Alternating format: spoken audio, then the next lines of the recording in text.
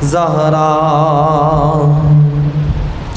تمہارے نام جو اتری ہے آیت تطہیر، تمہارے نام جو اتری ہے آیت تطہیر، یہ بے مثال کرامت ہے فاطمہ زہرا، یہ بے مثال کرامت ہے فاطمہ زہرا، نبی کے جسم کا ٹکڑا ہے جوزۂ حیدر، نبی کے جسم کا ٹکڑا ہے جوزۂ حیدر، علی کے پاس امانت ہے فاطمہ زہرا، علی کے پاس امانت ہے فاطمہ زہرا، تمہارے بالوں کو دیکھا نہ چاند سورج نے، تمہارے بالوں کو دیکھا نہ چاند سورج نے، حیا کی چادر عزت ہے فاطمہ زہرا، حیا کی چادر عزت ہے فاطمہ زہرا، رضا و صبر کی مالکہ نبی کی شہزادی، رضا و صبر کی ملکہ نبی کی شہزادی، عبادتوں کی حقیقت ہے فاطمہ زہرا، رضا و صبر کی ملکہ نبی کی شہزادی، عبادتوں کی حقیقت ہے فاطمہ زہرا، تمہارے در یہ اجاگر کبھی نہ چھوڑے گا، تمہارا در یہ امتی کبھی نہ چھوڑے گا، تمہارے در سے ہی عزت ہے فاطمہ زہرا، تمہارے در سے ہی عزت ہے فاطمہ زہرا، نبی کے گھر میں جو رحمت ہے فاطمہ زہرا، خدا کی خاص عنایت ہے فاطمہ زہرا۔ درود شریف پڑھی، اللہم صلی وسلم وبارک علی سیدنا محمد وعلی آل محمد کما تحب و ترضی بأن تصلی علیہ الصلاۃ والسلام علیک یا رسول اللہ۔ الحمد للہ وکفی علی عبادہ الذین اصطفی، اما بعد فاعوذ باللہ من الشیطان الرجیم، بسم اللہ الرحمن الرحیم، قل لا اسألکم علیہ اجرا الا المودۃ فی القربى، صدق اللہ العظیم وبلغنا رسولہ النبی الامین المقین المختار الکریم، ونحن علی ذلک لمن الشاہدین والشاکرین والحمد للہ رب العالمین۔ بارگاہ رسالت والے رسالت میں ہدیہ صلوات پیش فرمائے، صلی اللہ علی النبی المی والہ صلی اللہ علیہ وسلم، صلاۃ و سلام علیک یا رسول اللہ صلی اللہ تعالی علیہ وسلم، نبی اور آل نبی پر ایک مرتبہ اور درود شریف پڑھی، اللہم صلی وسلم وبارک علی سیدنا محمد وعلی آل محمد کما تحب و ترضی بأن تصلی علیہ، صلاۃ و سلام علیک یا رسول اللہ صلی اللہ تعالی علیہ وسلم، رسول اور آل رسول پر ایک مرتبہ اور درود شریف کا نذرانہ عقیدت پیش کر لیجیے، اللہم صلی علی سیدنا جد الحسن والحسین وعلی آل سیدنا جد الحسن والحسین۔ حضرات، پیر کی شب ہے، چھٹی شریف کی بھی شب ہے، سیدنا امام علی مقام رضی اللہ تبارک و تعالی والا جدی علیہ السلام کی بارگاہ میں ہم اور آپ اس بارگاہ سے خراج عقیدت پیش کر رہے ہیں۔ فرماتے ہیں حضور سیدی سرکار غریب نواز رضی اللہ تبارک و تعالی عنہ کہ شاہ است حسین، بادشاہ است حسین، دی است حسین، دی پناہ است حسین، سردار نداد دست در دست یزید، حقہ کے بنا لا الہ است حسین۔ سبحان، حقہ کے بنا لا الہ است حسین۔ یزید جب تخت پر بیٹھ گیا، یزید نے اپنے آپ کو خلیفہ ڈکلیئر کر دیا، اس لائن نے اپنے آپ کو لوگوں پر بیعت لینا شروع کر دی۔ بیعت، وعدہ، عہد، اقرار،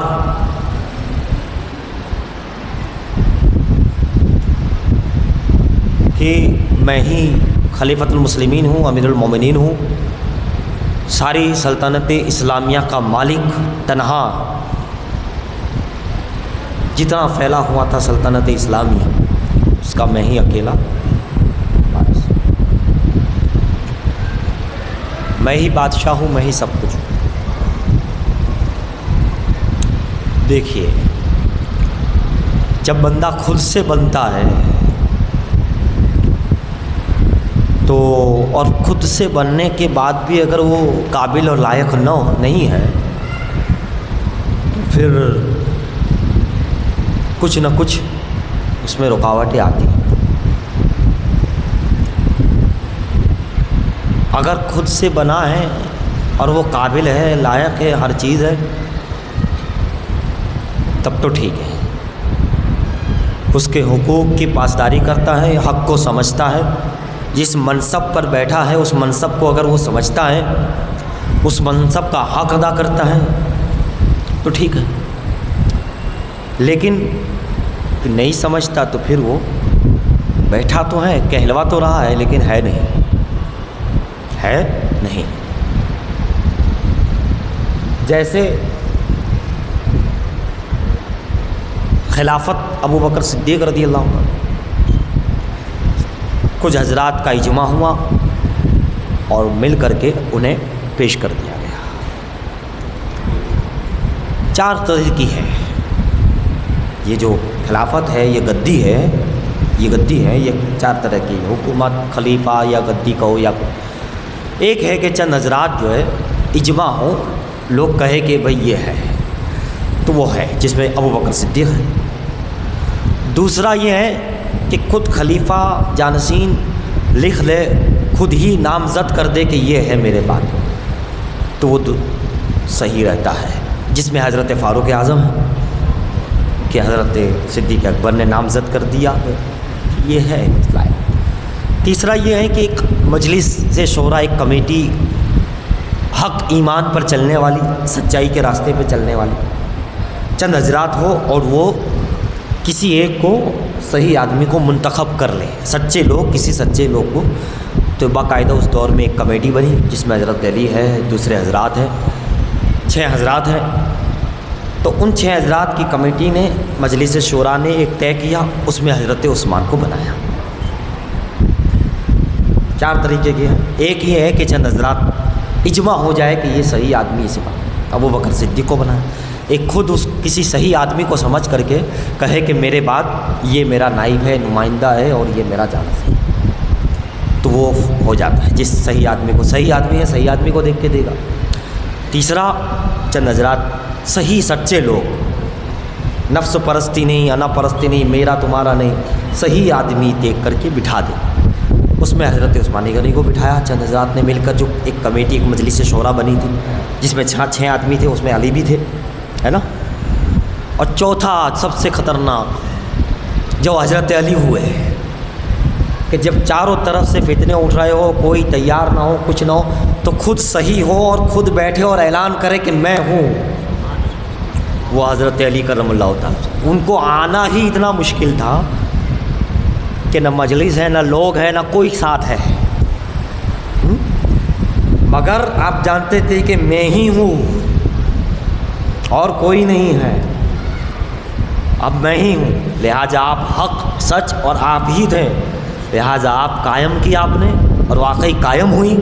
5 سال کے لگ بھگ آس پاس آپ نے سنبھالا، اب بہت زبردست سنبھالا۔ اس طرح 4 چیزیں جب دیکھے کہ کوئی سچائی پہ نہیں چل رہا ہے تو خود حضرت آ جائے اور کہے نہیں میں ہوں، میرا ایسا ہے، کیونکہ نہ یہ سچ بول رہے ہیں، نہ وہ سچ بول رہے ہیں، نہ وہ کر رہے ہیں، کوئی ہے نہیں، تو یہ بھی حضرت علی کی طریقہ ہے، سمجھ گئے؟ تو اس طرح 4۔ لیکن اس کے بعد امام حسن آئے، اور حسن پاک نے سنبھالنے کے لیے بادشاہت ان کو دے دی۔ جو بھی رہا معاملہ، لیکن یزید آیا تو وہ تو بالکل قابل بھی نہیں، لائق بھی نہیں۔ اس دور میں اور حضرات لائق تھے، جس میں سب سے اوپر نام امام حسین کا ہے، وہی تھے۔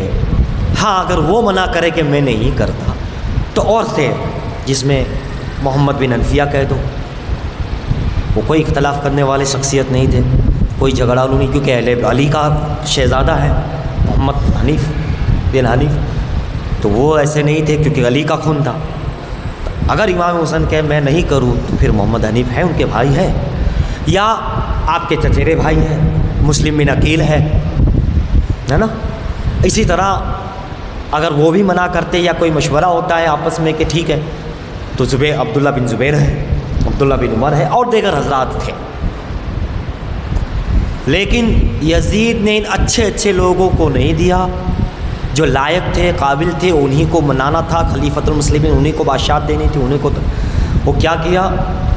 خود ہی آ گیا، اور بالکل قابل نہیں، کسی لحاظ سے لائق نہیں، کسی طریقے سے وہ اس کا حق ادا نہیں کر سکتا، اس کے حق کے وہ قابل ہی نہیں ہے۔ لیکن اب ایسا انسان اگر آ جائے تو اس کا اختلاف تو بنتا ہے۔ ظالم آدمی آ جائے، فاسق آدمی آ جائے، خراب آدمی ہو جائے، کام نہ کرنے والا آدمی آ جائے تو اس کا اختلاف بنتا ہے۔ اس کا اختلاف کرنا یہ تو حسین کی سنت ہے۔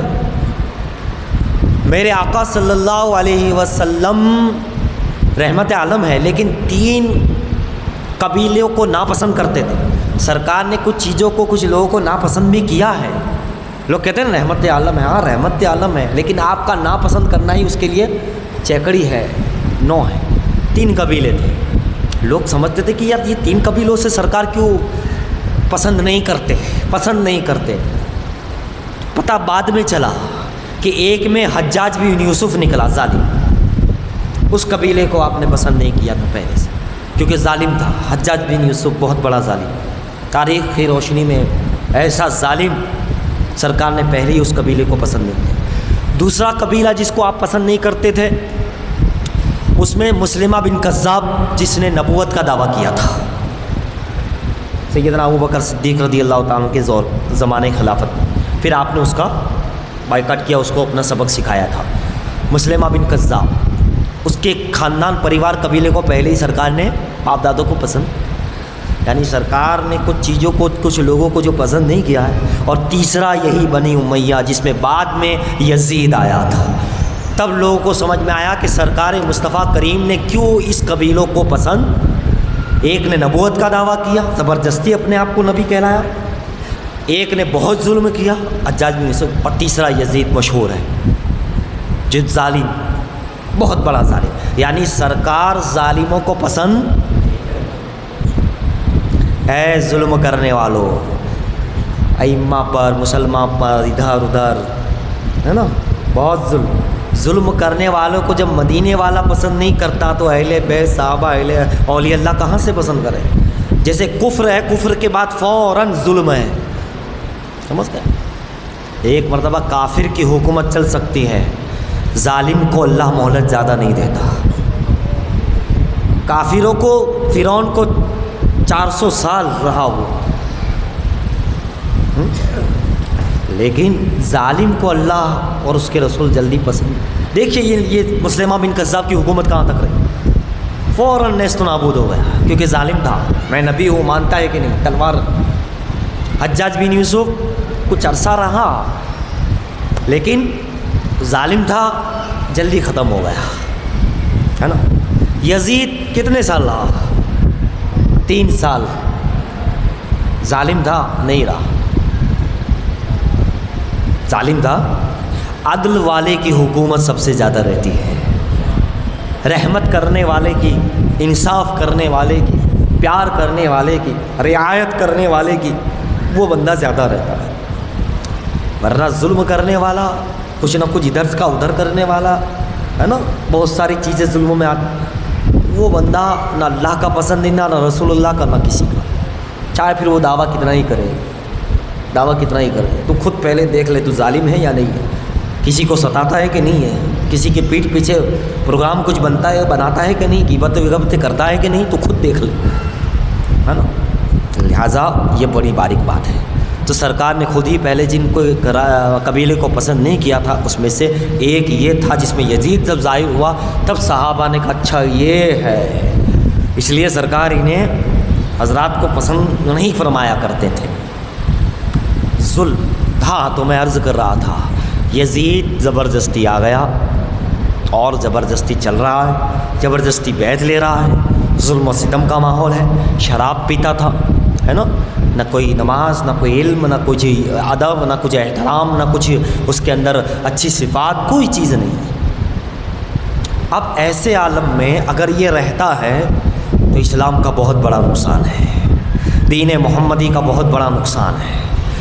لہٰذا کرے تو کیا کرے، وہ تو چل رہا ہے، ادھر بھی ادھر بھی سب جگہ چل رہا ہے، بیعت لے رہا ہے، زبردستی لے رہا ہے، اختلاف ہو رہا ہے، کہیں نہ کہیں اختلاف ہو رہا ہے، لیکن اس کے سامنے آواز کون اٹھائے، کون آواز کو بلند کرے، کون یہ کہے۔ اب اس نے جب نظر دی تو کہا مکہ مدینے والے مسلمانوں کو بھی اپنی بیعت کروانی ہے، تو اس میں بڑے بڑے جو لوگ ہیں ان کی بیعت پہلے لے لو، تو باقی جو لوگ ہیں وہ خود بخود بیعت کر لیں گے، جو بڑے حضرات ہیں وہ بیعت کر لیں گے، بڑے اصحاب کی اولاد ہے، بڑی اہل بیت کی اولاد ہے، وہ اگر بیعت کر لیتے ہیں تو سمجھ لیجئے کہ پورا مکہ مدینہ میری بیعت کر لے گا، وہ آ جاتا ہے تو سبھی آ جائیں گے ہمارے پاس۔ تو اس نے چند حضرات کے نام خط لکھا، اس میں بالخصوص جس کا نام تھا اور خاص طور پہ جس کی اس یزید کی نظر تھی اور جس پہ آ کے یہ رکا تھا کہ یہ اگر آ جاتے ہیں، یہ بیعت کر لیتے تو اپنا کام ہو گیا، اور اگر یہ نہیں کرتے ہیں پھر کچھ دوسرا راستہ دیکھنا پڑے گا۔ لہٰذا اس نے سب سے پہلے خط لکھا حسین ابن علی کے نام، لیکن کیسے لکھے، وہاں کا جو گورنر مدینے کا، اس گورنر کے خط ولید بن عتبہ، وہاں کا جو حاکم ہے، گورنر ہے، دیکھ بھال کرنے والا ہے، اسے خط لکھا، امیر معاویہ کی وصال کی خبر دی اور خود کی سلطنت کی خبر لکھی، اور کہا وہاں تمام لوگوں سے بیعت لے لو، لیکن بالخصوص میرے نام سے تم بیعت لے لو حسین ابن علی سے، مولا علی کے شہزادے سے، اوروں سے بھی لینا ہے لیکن خاص کوئی لے کے کرے کہ نہ کرے وہ بات کی بات ہے، لیکن جو امام حسین ہے، علی کے شہزادے حسین بن علی ہے، ان سے تم لے لو۔ کیوں؟ کیونکہ حسن نے ہی یہ خلافت، یہ امارت عطا فرمائی تھی، تو اب پہلا حق واپس لوٹتا ہے حسین کو، کیونکہ آپ ہی کے بھائی نے دی تھی۔ تو سمجھ گیا کہ یہ حق تو ادھر ہی جائے گا، لوگ ان کی طرفداری کریں گے، تو پہلے ہی اسے اپنی طرف لے لو، بیعت کر لو۔ تو کہا حسین ابن علی کو پہلے ہی بیعت لے لو میری طرف سے، اور مجھے اس کی جلدی خبر پہنچاؤ۔ اس نے خط میں لکھ دیا، یہ خط ولید بن عتبہ کو پہنچا۔ اب یہ بیچارے صحیح آدمی ہیں، سچے راستے پہ چلنے والے ہیں، جانتے ہیں حسین ابن علی کا کیا مقام ہے، ان اصحاب کی اولادیں جو دیگر ہیں ان کا کیا مقام ہے، اور یہ کتنے اچھے لوگ ہیں، اور وہ خود بھی اچھا ہے، تو اب کرے کیا؟ تو مروان چونکہ وہ بھی گورنمنٹ کے اس کام میں، حکومت کے کام میں شریک تھا، اس کی بھی نوکری تھی وہاں اس کے قریب تھا، تو مروان نے مشورہ دیا، دیکھا کہ یہ چیز آئی ہے، چند حضرات، چند لوگ بیٹھے ہیں، شیطان لوگ بھی ہے اس میں، اچھے بھی، اچھے میں ولید ہے اور برے میں مردود مروان بیٹھا ہے۔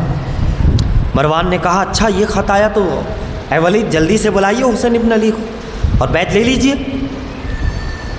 تو حضرت ولید کہتے ہیں کہ نہیں، میں اور حسین کو بلاؤں، میری کیا مجال کہ میں حسین ابن علی کو بلاؤں اور بیعت کی بات کروں، یہ خبر دوں، یہ میری زبان سے نہیں نکل سکتا، یہ میں نہیں کر سکتا۔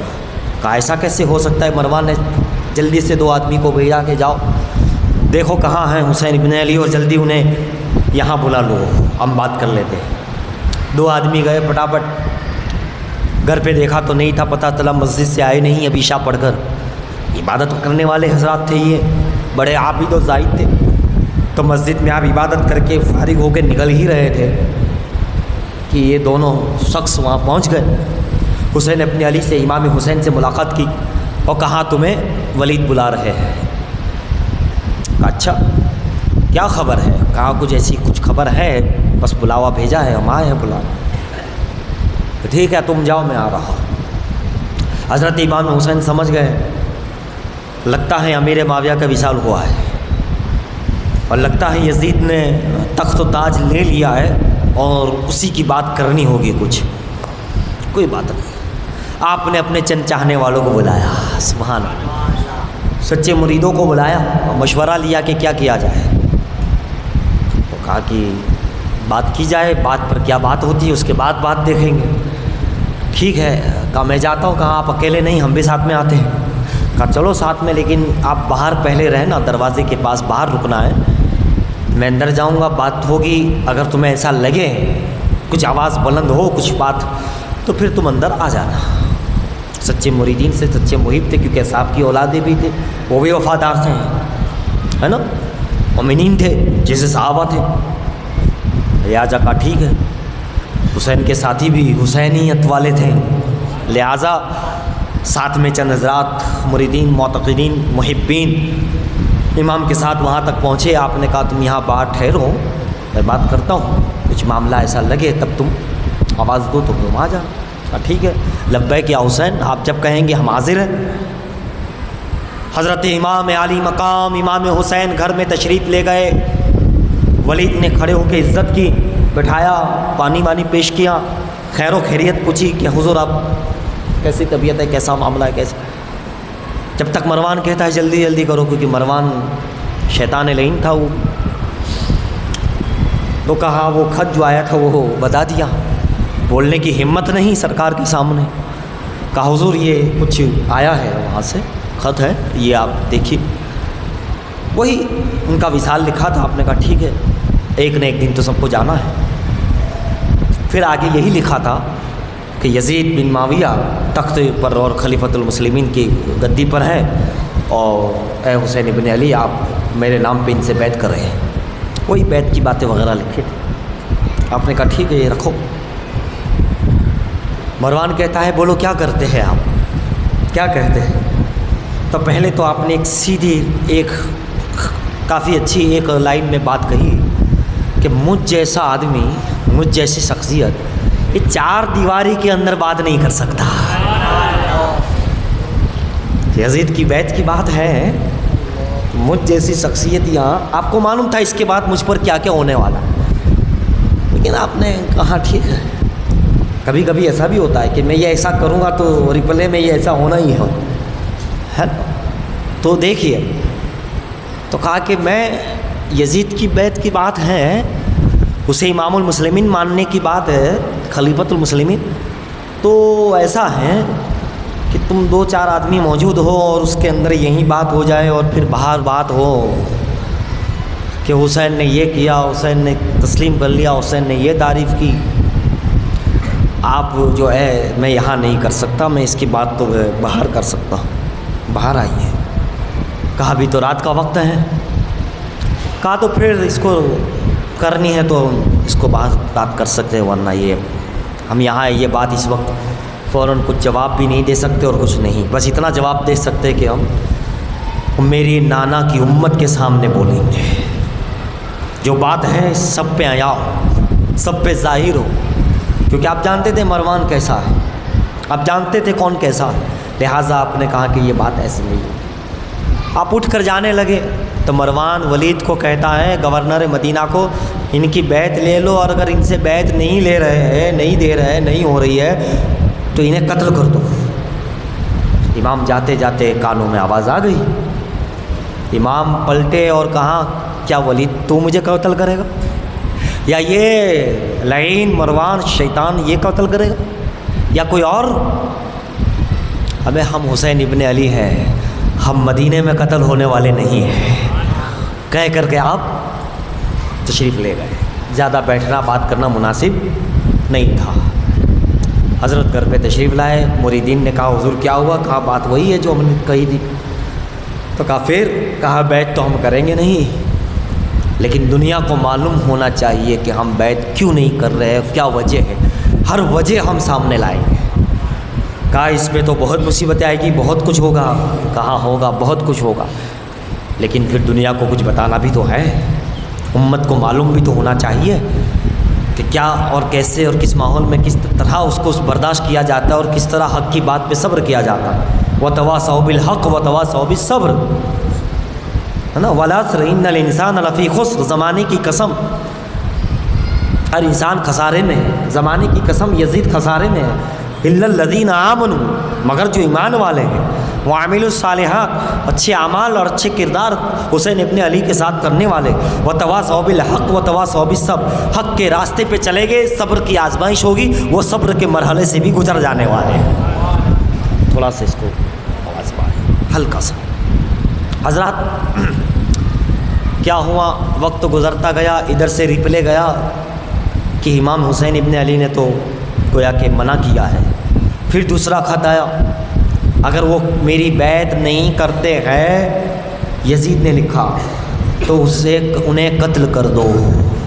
دیکھو قتل کی بات پہلے ہی دن اولاً ہی اس نے کر دی، اگر بیعت نہیں ہے تو قتل۔ ادھر مروان بھی کہہ رہا ہے، ادھر سے یزید بھی کہہ رہا ہے نا خط۔ لیکن آپ نے ولید بن عتبہ نے کہا کہ ایسی حکومت، ایسی گورنری ہم نہیں سنبھال سکتے۔ انہوں نے استعفیٰ دے دیا اور اپنی اس مسند کو چھوڑ دیا، کہا یہ ہم سے۔ لیکن ادھر مروان اور چند مروانی لوگ بھی تھے، ایک دو ساتھ اور بھی ہو گئے اس کے جیسے، وہ زبردستی کرنے لگے، حسین کرو ورنہ ہم یہیں قتل و غارت کے معاملہ۔ اب امام علی مقام نے سوچا کہ مدینہ ہے، نانا کا مدینہ ہے، مقدس شہر ہے، نبی پاک نے اسے حرم بنایا ہے، اس کے لیے دعائیں ہیں، اور یہ بڑی مقدس جگہ ہے، اور یہاں قتل و غارت ہو، یہ لوگ مجھے شہید کریں یا میری تلوار اٹھیں۔ تو آپ نے فیصلہ کیا کہ ہم اس شہر مدینہ سے روانگی لے گئے، ہجرت کر جائیں گے ہم۔ ابراہیم نے بھی ہجرت کی، میرے نانا نے بھی ہجرت کی، میں بھی ہجرت کرتا ہوں، میرے بابا نے بھی مکہ مدینہ چھوڑ کر کے کوفہ چلے گئے تھے، تو اب میں بھی ہجرت کروں۔ آپ نے گھر والوں سے مشورہ کیا، خاندان پریوار کو کہا کہ میں مدینہ چھوڑنا چاہتا ہوں، میں اب یہاں سے جاؤں گا شہر مکہ،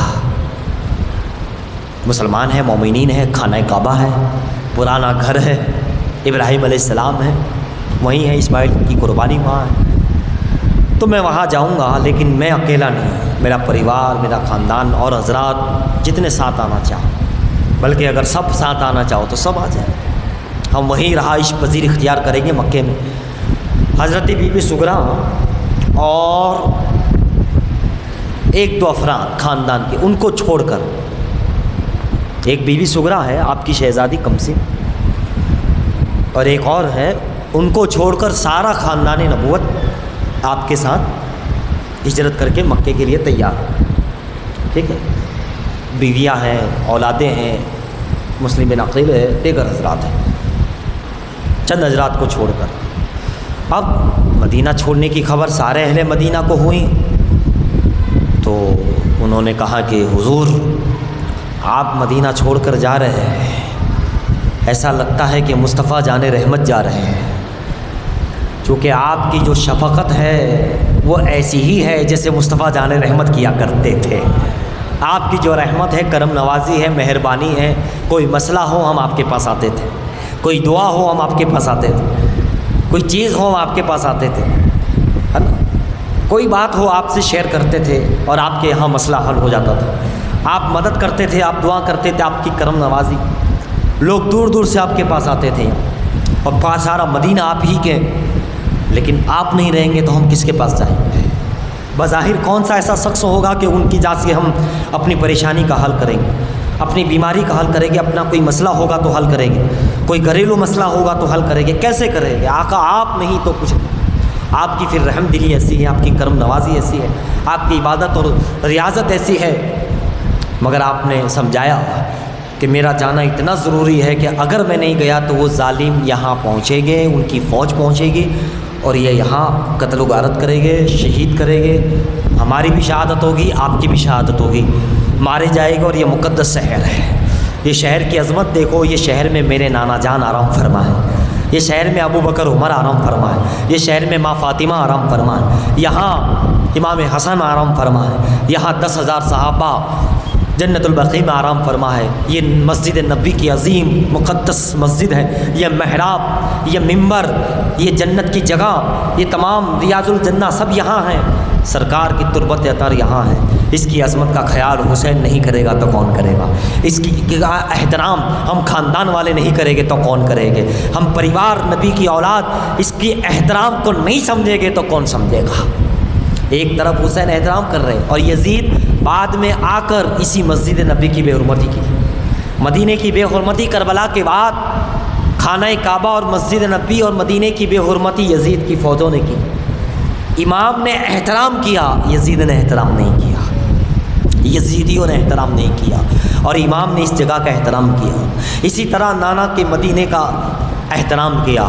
اب بتایا کہ ہم نواسے ہیں تو کیا ہوا، ہم اولاد پریوار خاندان ہے تو کیا ہوا، اس کا احترام تو ہم بھی کرتے ہیں، اس سے محبت تو ہم بھی رکھتے ہیں، اس کی عظمت کو ہم بھی سمجھتے ہیں۔ یہ نہیں کہ ہم تو نواسے ہیں تو جو چاہے کرے، جیسا چاہے کرے، جو بھی خون ریزی ہو تو ہو، ہم تو گھر کے ہی ہیں، لیکن گھر والوں کو اور زیادہ جو احترام کرنا چاہیے وہ امام حسین نے وہاں سے درس دیا کہ اپنوں کو اپنوں کا اور احترام کرنا چاہیے، اپنوں کے اور احترام کرنا چاہیے کہ یہ تو اپنے ہیں، یہ تو ہمارا ہے، ہماری اس کی عزت اور عظمت بھی جان نثار ہے۔ لہٰذا آپ نے سب سے پہلی ظاہری کی قربانی دی، وہ یہ ہے کہ اپنا شہر، اپنا وطن، جہاں آپ کی پیدائش تھی، جہاں آپ بچپن آپ کا گزرا تھا، جہاں مادر مہتربان کا مزار تھا، جہاں نانا جان کی پرورش تھی، آپ نے وہ نانا جان، امی جان اور وہ پیارا شہر جس میں بچپن اور جوانی کی کئی عرصے گزرے اور ابھی اس وقت بھی جہاں آپ تھے،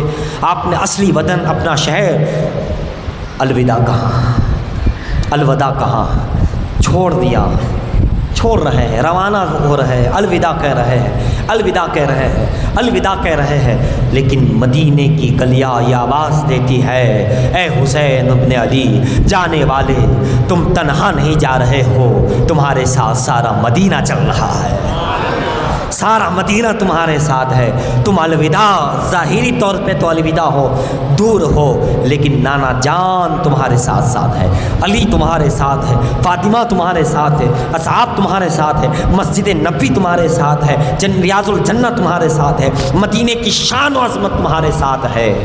مدینہ یہاں رہے گا لیکن مدینہ ہمیشہ تمہارے ساتھ رہے گا۔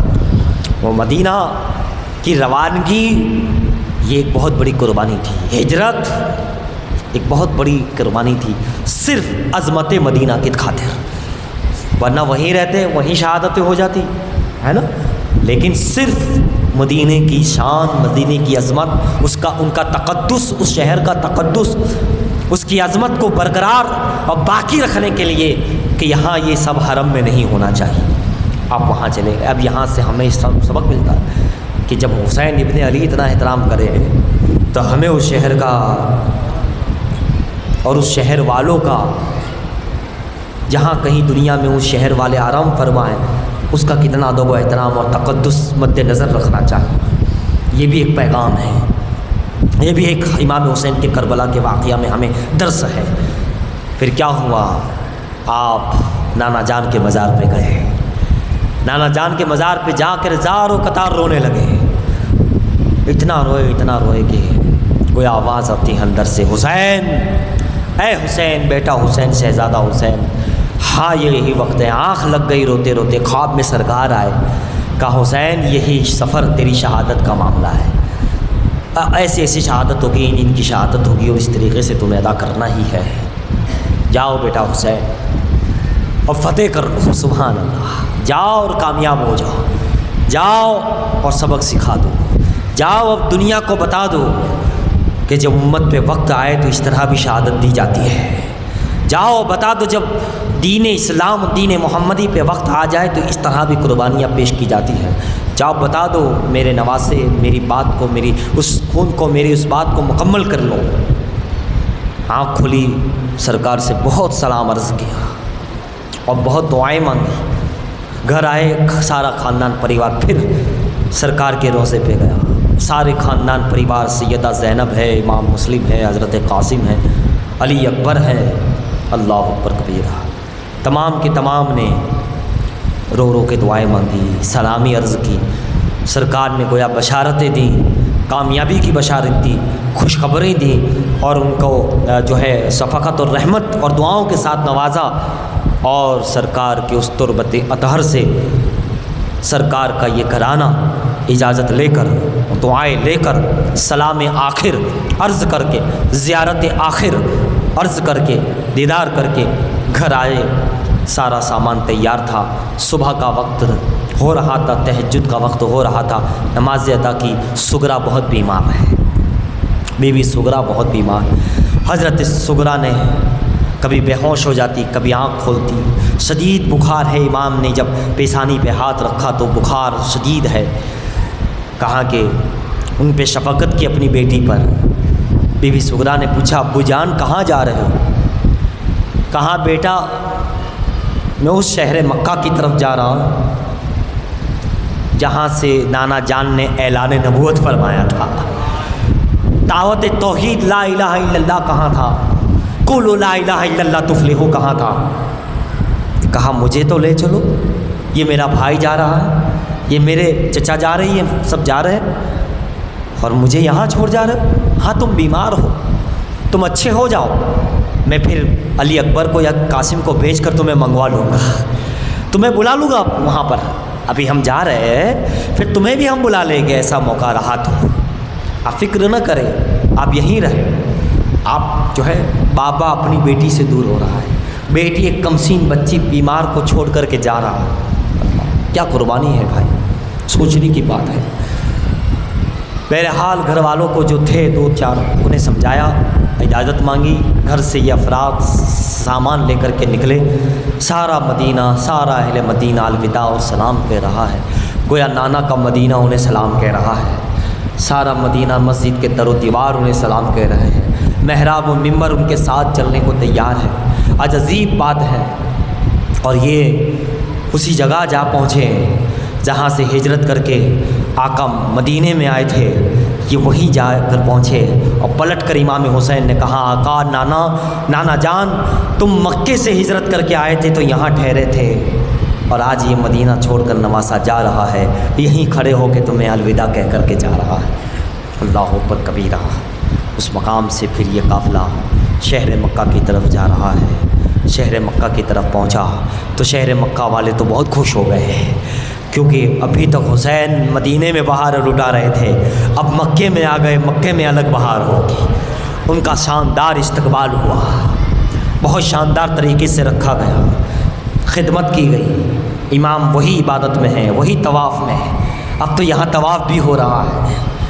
عبادت بھی جب بھی نماز کا وقت ہوتا، امام پہ ہزاروں لوگ پیچھے نماز پڑھنے کو تیار ہو جاتے، ایک ہی صف میں سب کھڑے ہو جاتے ہیں۔ کہاں کوئی اور اب امام نہیں، کوئی اور بات نہیں، اماموں کا امام آ گیا ہے، رہبر زمانہ آ گیا ہے، حقیقی معنوں میں جس وقت تاجدار ہے وہ آ گیا ہے۔ اب وہی اللہ اکبر کہے گا، وہی تکبیر تحریمہ کہے گا، وہی قرات کرے گا، وہی نماز پڑھائی۔ امام نماز پڑھا رہے ہیں، عاشقین خوش نصیب ان کے پیچھے نماز پڑھ رہے ہیں، وفادار ان کے پیچھے مومنین نماز پڑھ رہے ہیں، اور خوش نصیب سمجھ رہے ہیں کہ سامنے کعبہ ہے، امام حسین ہیں اور پیچھے ہم مقتدی بن کر کھڑے ہیں۔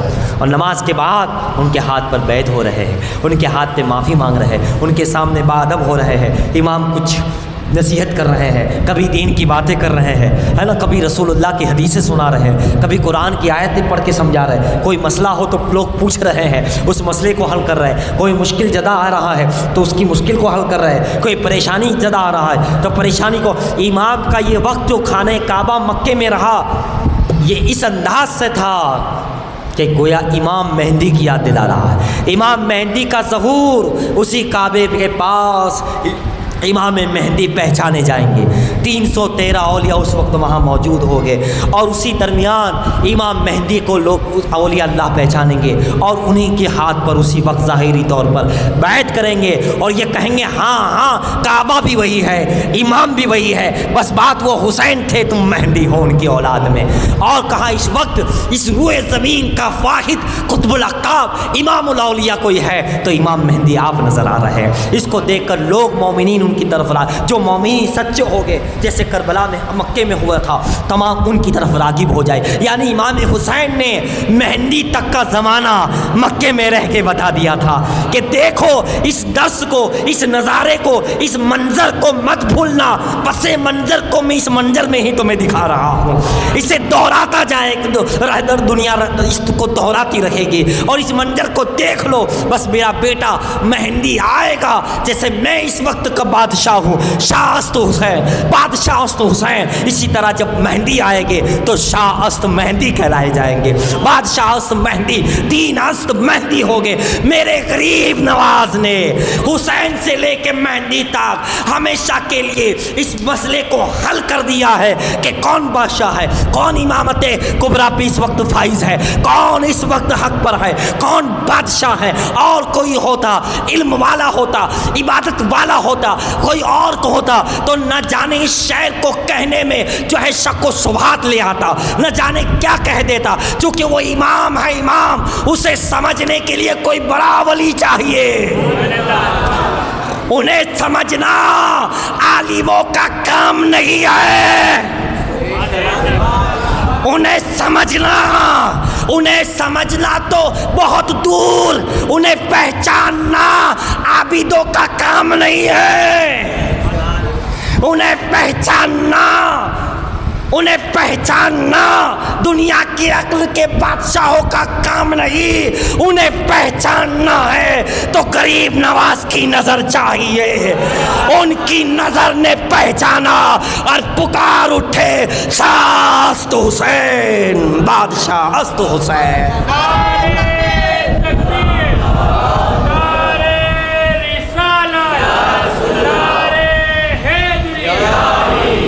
انہیں جاننا، انہیں پہچاننا، انہیں سمجھنا، انہیں ماننا اور بڑا ماننا۔ امام مہندی تھا، شاہ است مہندی، بادشاہ است مہندی، دین است مہندی، پہلے ہی غریب نواز نے بتا دیا جو تھا وہ دین تھا، اور جو مہندی آئے گے وہ دین ہے۔ ہم معین الدین ہے، ہمارے ارد گرد دین ہی دین ہے۔ دی است مہندی، دی پناہ است مہندی، سرداد نداس در دست دجال، حقا کے بنا الہ الہ است مہندی، ہے نا؟ مہندی یہ کسی مفکر کا کام نہیں۔ ارے سنو، دنیا کے سارے مفکر جمع ہو جائے، سارے علماء، اتباع، حکماء، عقل والے، علم والے، عبادت والے جمع ہو جائے، پھر بھی امام حسین کی ہے کو نہیں سمجھ سکتے۔ حسین کی ہے کیا ہے؟ ابھی تک کوئی یہ نہیں سمجھ پایا کہ یہ ہے کیا، یہ ہے کیا۔ سنو، محمد دو میم کے بیچ میں ہے، میم ہے، میم دال، محمد دو میم کے بیچ میں ہے، حسین کی ہے محمد کے درمیان ہے۔ جب حسین کی ہے کا یہ عالم ہے تو حسین کی سین کا عالم کیا ہوگا، حسین کی یہ کا عالم کیا ہوگا، حسین کے نون کا عالم کیا ہوگا، حسین کے نام کا عالم کیا ہوگا، حسین کی عبادت کا عالم کیا ہوگا، حسین کی ذات کا عالم کیا ہوگا، اور حسین کے مقام کا عالم کیا ہوگا۔ محمد، احمد، اس میں بھی ہے، الف ہے، میم اور احمد، دال، ادھر الف ادھر میم بیچ میں ہے، کیا سمجھے؟ ادھر اب اللہ کا الف، محمد کا میم بیچ میں ہے، حسین کی ہے، ادھر محمد، دونوں ہی طرف محمد، امام مہدی کا نام بھی محمد. اللہ اللہ.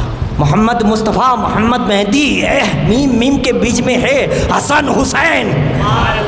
صرف حسین ہی نہیں حسن بھی ہے. سین ادھر بھی ہے سین ادھر نون یہاں یہ بڑھا دیا تاکہ یہ بھی دو نقطے سمجھ میں آ جائیں گے کہ وہ حسن حسین سمجھنا ہے تو یہ دو میموں نہیں سمجھا ہے, باقی کسی نے نہیں سمجھا.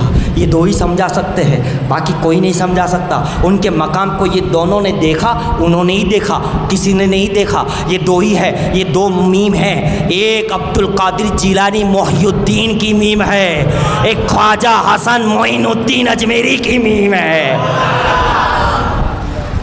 ہماری دین کی حقانیت کے یہی دونوں شاہد. اسی لیے محدث محمد کی چھوچری نے اس میم کو دیکھا, نام بھی محمد, درجہ بھی محدث ہے نا, اور اولاد بھی محی الدین عبد القادر جیلانی اور نسبت معین الدین کی. اس لیے کہا ہمارے دین کی حقانیت کے یہ دونوں ہی شاہد ہے, معین الدین اجمیری محی الدین جیلانی. یہ دو میم محمد کی, ایک میں معین الدین ہے ایک محی الدین ہے. اور انہوں نے کہا وہ تو وہ ہے, حسین تو حسین ہے, حسین بس حسین ہے, حسین ہی حسین ہے. کا یہ عالم ہے کہ یہ دونوں ہی جانتے ہیں, کوئی نہیں جانتا. تو پھر پورا حسین, پھر ان کا درجہ, پھر ان کی محبوبیت, پھر ان کی مقبولیت, پھر ان کا گھرانہ مہندی تک کا, مہندی تک کا, امام مہندی تک کا ہے نا. یہاں یزید کو نیست و نابود کیا, وہاں مہندی دجال کو نیست و نابود کریں گے. اور میں نے کہا وہ امامت کر رہے ہیں, پیچھے بڑے بڑے کھڑے ہیں, تو یہ بھی آپ نے دے دیا. امام کون بنے اب؟ عیسیٰ روح اللہ آ رہے, آ گئے, کھڑے ہیں سب میں. مہندی بھی کھڑے ہیں, عیسیٰ بھی کھڑے ہیں. عیسیٰ آپ نماز پڑھائیے.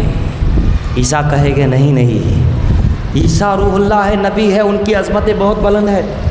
لیکن اس وقت کیا کہیں گے کہ میں نبی جو بن کے آیا تھا ٹھیک ہے, لیکن آج وقت جو ہے تم آل محمد ہو, اس وقت امام کبریٰ کے مقام پہ آپ فائز ہو. میں تو رسول اللہ کی غلامی امت میں اس وقت واپس بھیجا, میری خواہش تھی, اللہ نے پوری کی, میں واپس آیا ہوں. میں مردوں کو زندہ کرتا ہوں, میں کوڑیوں کو اچھا کرتا ہوں, میں آنکھوں کو روشنی دیتا ہوں, میں روح اللہ ہوں, روح اللہ. میں بچپن میں لوگوں نے پوچھا کون ہے, تو میں نے کہا انی عبداللہ. میں نے بچپن میں کلام کیا, آتانی الکتاب وجعلنی نبیا, اللہ نے مجھے کتاب بھی اور نبی بنایا. میں نے بچپن میں کلام کیا ہے. میری شان اور عظمت ہے, 33 سال میں اٹھا لیا گیا, برسوں تک چوتھے آسمان پہ رہا, صدیوں تک چوتھے آسمان پہ رہا, اب واپس آیا ہوں. میری شان یہ ہے, میری عظمتیں یہ ہے, میری کرامات یہ ہے, میں روح اللہ ہوں. میری قوم نے لا الہ الا اللہ عیسیٰ روح اللہ کا کلمہ پڑھا ہے, لیکن اس وقت میں محمد رسول اللہ کا کلمہ پڑھتا ہوں. اے امام مہندی, آپ ہی مصلی پہ جائیے, آپ ہی نماز پڑھائیے. آج یہ عیسیٰ آپ کے پیچھے نماز پڑھنا چاہتا ہے, آج آپ کے پیچھے نماز پڑھے گا. کیا سمجھے؟ ادھر امام حسین نے مکے میں بتا دیا کہ وہ مہندی جب آئے تو سمجھ لینا حسین سے لے کے مہندی تک, حسین سے لے کر مہندی تک ہے نا, حسینیات. اب مہندی, امام مہندی آئے, اللہ کرے اگر ہماری نسلیں ہو تو ان کے نام لیوا ہو, ان کے عاشق ہو, سچائی کے ساتھ رہے, کیونکہ دجال بڑا خطرناک ہوگا, کوئی عام نہیں ہوگا. اس کے جادو اور اس کی جو اس دور میں جو ترقی چیزیں ہیں وہ اس کے پورے کنٹرول میں ہوگی. اور جادو 3 چیزوں سے وہ دنیا پہ حکومت کرے گا. دجال کوئی عام چیز نہیں ہے, بہت بڑی طاقت لے کر آئے گا, بہت پاور لے کے آئے گا, بہت کچھ دکھائے گا, جیسے کرامت ہوتی ہے اس طرح استدراج کرے گا, ہے نا. استدراج کے لوگ کہیں گے اللہ یہ, پہلے وہ ولی ہونے کا دعویٰ کرے گا, پھر نبی ہونے کا دعویٰ کرے گا. پہلے وہ ولی ہونے کا دعویٰ کرے گا, پھر جو ہے نبی ہونے کا دعویٰ کرے گا, اور پھر وہ خدا ہونے کا دعویٰ کرے گا. پھر کہے گا میں خدا ہوں. اس کے ہاتھ میں کافی کنٹرول ہوگا, کافی پاور ہوگا, بہت ساری چیزیں ہوگی, لیکن وہی بچے گا جو امام مہندی کا چاہنے والا ہوگا, کیونکہ امام مہندی کا کرم اس پہ ہوگا, وہ بندے پہ. تب اس کا جادو, اس کی ساری چیزیں, اس کا معاملہ جو ہے دجال کا, وہ اس مہندی کے ماننے والے پہ اثر نہیں کرے گا، کیونکہ یا مہندی وظیفہ ایسا ہوگا جیسے ابھی یا شیخ عبد القادر جیلانی ہے، یا غوث اعظم ہے، یا حسین ہے، یا حسن ہے، یا علی کہنا ہے، یہ نام کسی اور کو اثر انداز نہیں ہونے دیتا۔ اسی طرح اس وقت امام مہدی جب ظہور ہوگا تو ان کے نام کا یہ عالم ہوگا کہ دجال کا اثر اس پہ نہیں آئے گا۔ کتنی بڑی بات ہے کہ ان کا کرم ہو تو بندہ دجال سے بچ جاتا ہے، یزید سے بچ جاتا ہے، شیطان سے بچ جاتا ہے۔ ان کا کرم ہو تو بندہ ایسے لوگوں سے، ایسی چیزوں سے، ایسے جہنمیوں سے بچ جاتا ہے، منافقوں سے بچ جاتا ہے، بڑے بڑے لوگوں سے، بڑے بڑے جہنمیوں سے بچ جاتا ہے جیسے دجال وغیرہ۔ تو دیکھیے یزید اپنا کام کر رہا ہے، لیکن کون بچا؟ جو حسین کے ساتھ تھے، ہے نا۔ لوگ اپنا کام کر رہے تھے، لیکن اچھا اس دور سے یہ دور جو آئے گا اس سے خراب ہوگا۔ کیوں؟ ٹیکنالوجی پہ حکومت ہوگی اس کی، ہے نا، خطرناک معاملہ ہوگا۔ وہاں تو پھر بھی اصحاب کی اولاد تھے، نبی کے قریبی زمانہ تھا تو کچھ عقل والے تھے، باادب لوگ تھے، باصلاحیت لوگ تھے، اور ابھی تو اتنے جاہل ہے کہ ذرا سا کرشمہ دکھایا او بابا ہے تو یہ، ارے وہ تو پہنچے ہوئے۔ ارے بھائی دجال تو مردے کو زندہ کرے گا، چاند کو اپنے ہاتھ میں لائے گا، سورج کو کنٹرول کر لے گا، تو کون اس کو نہیں مانے گا؟ تو بولے یہ تو سورج کو بھی کنٹرول کر رہا ہے، چاند کو بھی کنٹرول، مردے کو بھی، یہ تو لگتا ہے خدا ہے نا۔ تو خالی یہ کرشمات دیکھ کر مت مانو۔ ایسے اس دجال سے پہلے 30 دجال اور ہو گئے، وہ بھی ایسے سوبدہ باز ہو گئے، استدراج کریں گے، جسے ہم اولیاء اللہ جو کرتے ہیں اسے کرامت کہتے ہیں، نبی جو کرتے ہیں معجزہ کہتے ہیں، تو کفاروں سے جو ہو اسے استدراج کہتے ہیں۔ تو ایسے لوگ ہو گئے، ہمیں اس کے پیچھے نہیں چلنا ہے۔ سچائی کیا ہے، حق کیا ہے، اور جو حق کے ساتھ چلے گا اس کا کتنا بھی پاور ہو، کتنا بھی اس کا چیز ہو، وہ اثر، ارے آج ہم دیکھتے ہیں کتنا اثر کرتے ہیں وہ لوگ، اس پہ یہ کرا دیا ہے، یہاں سے یہ بھیج دیا ہے، یہ کر دیا ہے، اور سید عثمان شمع برہان جاتے ہی پکڑ میں آ جاتی ہے۔ تو کہاں بچ کے جائے گی؟ ادھر آ جا۔ نہیں نہیں چھوڑ دو، نہیں چھوڑ، اب ہم نہیں چھوڑیں گے، اب ہم نہیں چھوڑیں گے۔ میراد سید علی دادار رضی اللہ تعالیٰ، حضرت شاہ قطب کارنٹھا، صابر پیا کلیری، مخدوم اشرف جہانگیر سمنانی، ایسی دور سے ہی پکڑ لیتے، آ جا۔ اچھے اچھے پہنچے ہوئے جادوگر جھکنا ہی پڑے، یعنی بتا دیا کہ وہ مہندی تو آئیں گے، ابھی ہم حسین کی اولادوں میں یہ عالم ہے کہ مزار میں لیٹے لیٹے حکومت کر رہے ہیں۔